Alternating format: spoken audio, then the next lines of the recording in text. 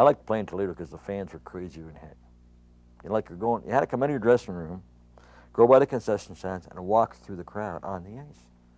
Then you had your rink rats down at one end, throwing beer on you, spitting at you. Love to get ahead and stay ahead now. And then the more you're winning, you just point at the clock and say, what's the score? Yeah, there was a couple of brawls there. Bob Bailey got in a brawl one time as we were going through the walkway back to the dressing room. The people would be lined up buying their beer and drinking their beer, and they'd be yelling at you, spitting at you, whatever the case may be.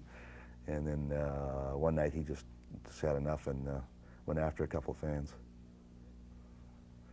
They'd even throw chairs on the ice. That's how bad they'd get in Toledo. Well, I think we always had a bit of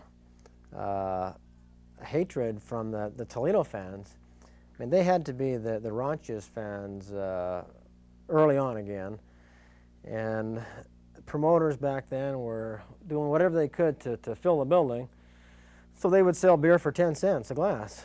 So by the second period, half of them are in the bag and throwing beer on you. And so needless to say, we had a lot of confrontations.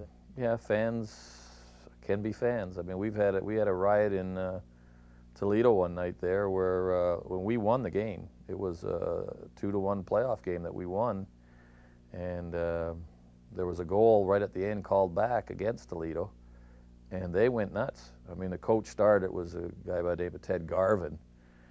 He got the crowd into it real good. He got after the referees. The referees couldn't get off the ice.